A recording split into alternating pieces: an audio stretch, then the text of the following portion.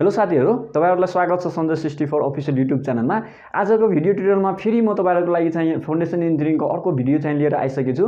र यो भन्दा प्रिभियस भिडियोमा हामी के सिकेको थियौ भन्दाखेरि र्याप फाउन्डेसनको चाहिँ कम्प्लिटली थ्योरी र न्यूमेरिकल हामी कभर गरेको थियौ।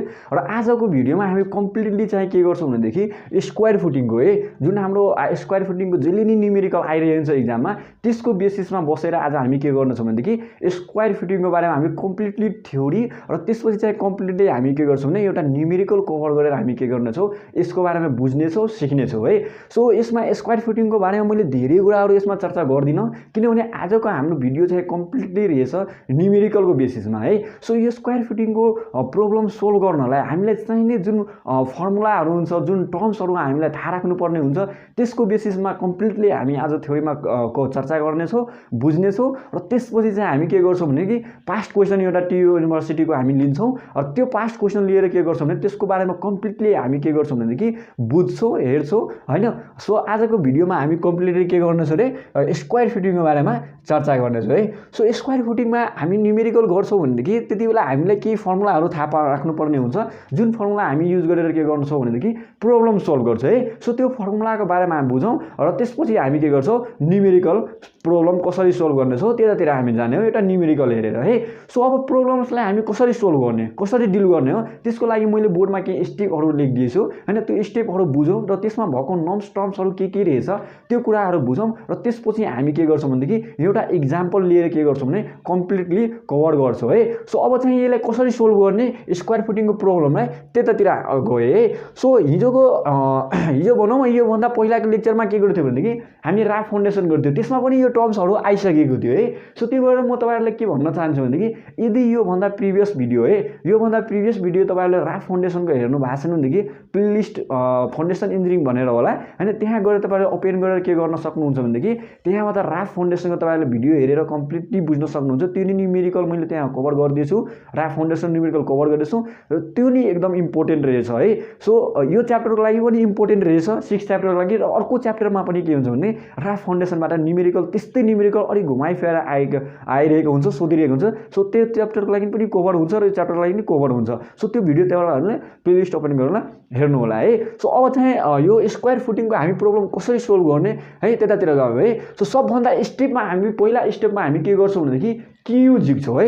सो सबभन्दा पहिला स्टेपमा हामी के गर्छौं भने क्यू झिक्छौं र क्यू भनेको हाम्रो के हो अल्टिमेट बेरिङ क्यापेसिटी है। सो अल्टिमेट बेरिङ क्यापेसिटीलाई हामी क्यू ले रिप्रेजेन्ट गरिन्छौं। सो सबभन्दा पहिला हामी के गर्छौं, जुन हाम्रो प्रब्लम्स दिएको हुन्छ, यो स्क्वायर फुटिङको जुन हाम्रो प्रब्लम्स दिएको हुन्छ, त्यो प्रब्लमबाट हामी सुरुमा के गर्छौं भने अल्टिमेट बेरिङ क्यापेसिटी जसलाई हामी क्यू ले रिप्रेजेन्ट गर्छौं त्यो हामी झिक्छौं। र त्यो कसरी झिक्छौं भनेदेखि हामी एउटा फर्मुला लगाएर झिक्छौं र त्यो फर्मुला भनेको हाम्रो के हुने भने q = 1.2 CNC है।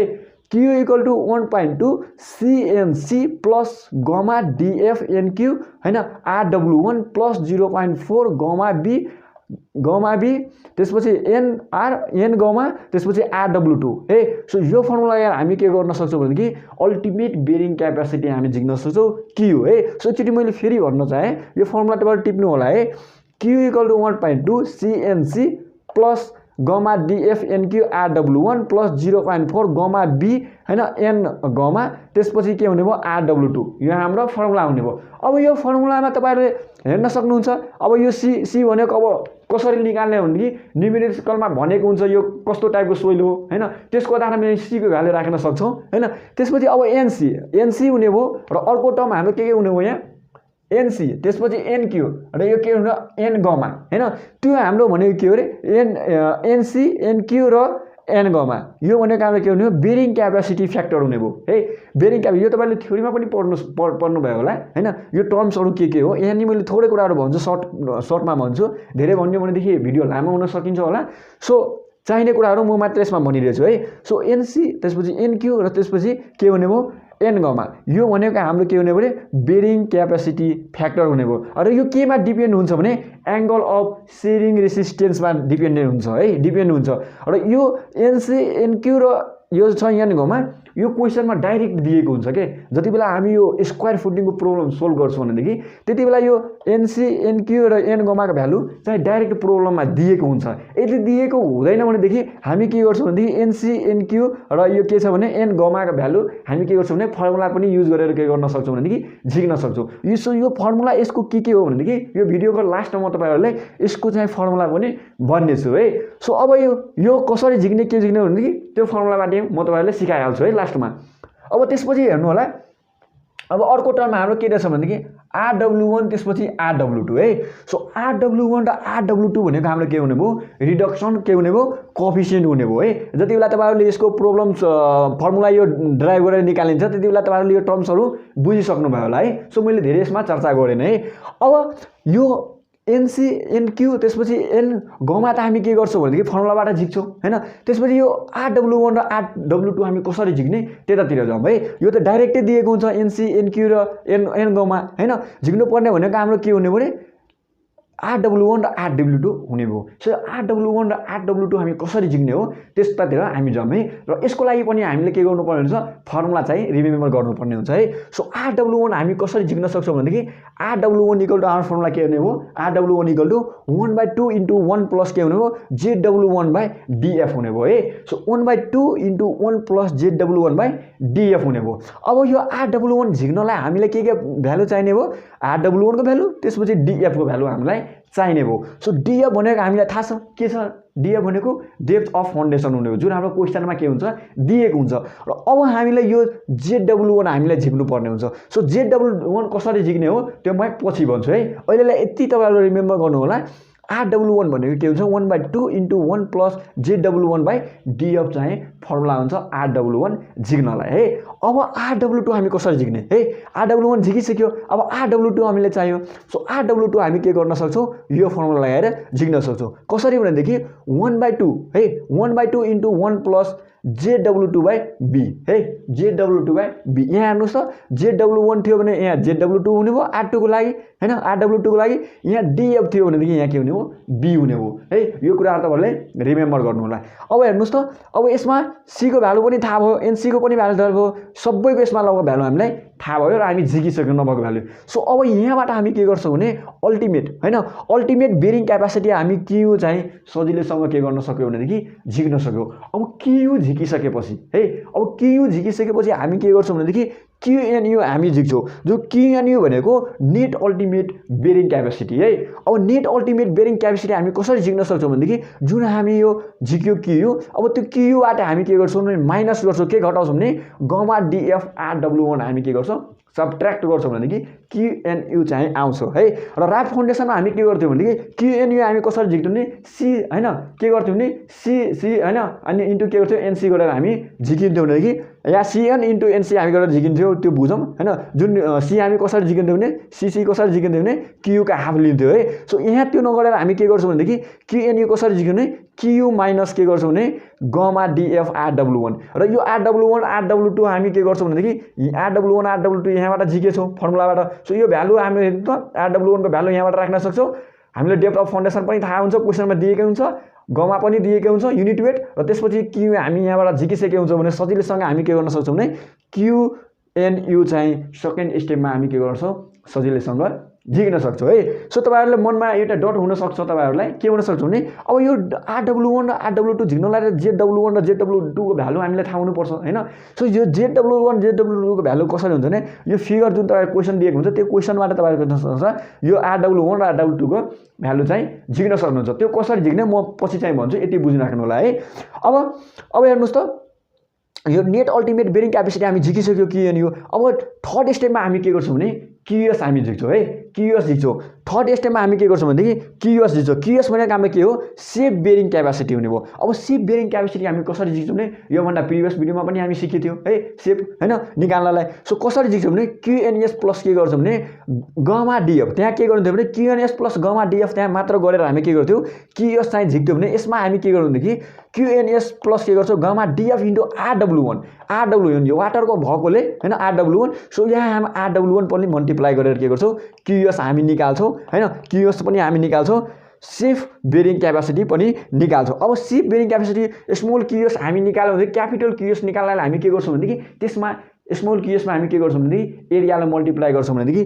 क्युएस पनि हाम्रो निक्लिन्छ। अब यति गरिसकेपछि हाम्रो प्रब्लम चाहिँ सोल्भ हुन्छ है। यति गरिसकेपछि हाम्रो प्रब्लम के हुन्छ सोल्भ हुन्छ। अब त्यसपछि अब हामीलाई यो RW1 र RW2 निकाल्नलाई त हामीले ZW1 र ZW2 झिक्नु पर्ने भयो। सो अब यो यसमै कन्फ्युजन हुन्छ क्या स्टुडेन्टहरूलाई, खास गरेर एमा कन्फ्युजन छ कसरी ZW1 र ZW2 चाहिँ झिक्ने हो, त्यसमा चाहिँ एकदम कन्फ्युजन हुन्छ है। सो म तपाईँहरूलाई एकदम सजिलो तरिकाले फिगरबाट सिकाउँछु है।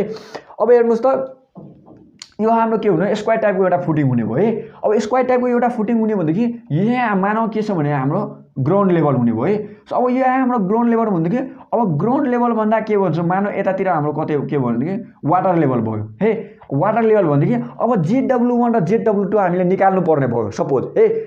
ZW1 र ZW2 निकाल्नु पर्ने भनेदेखि हामी के गर्छौँ भनेदेखि ZW1 को लागि है हेर्नुहोस् त मैले लेखिदिएको छु के लेखिदिएको छु भने ZW1 depth of water level from the ground level है। सो ZW1 हामी कसरी लिन्छौँ भने जुन हाम्रो ग्राउन्ड लेभल छ है, ग्राउन्ड लेभल छ त्यो ग्राउन्ड लेभलबाट हामी के गर्छौँ भनेदेखि वाटर लेभलसम्मको है ग्राउन्ड लेभलबाट हामी के गर्छौँ वाटर लेभलसम्मको जुन डेप्थ छ त्यो डेप्थ हामी कुन लिन्छौँ कति लिन्छौँ हैन, त्यो यहाँ भ्यालु दिएकै हुन्छ।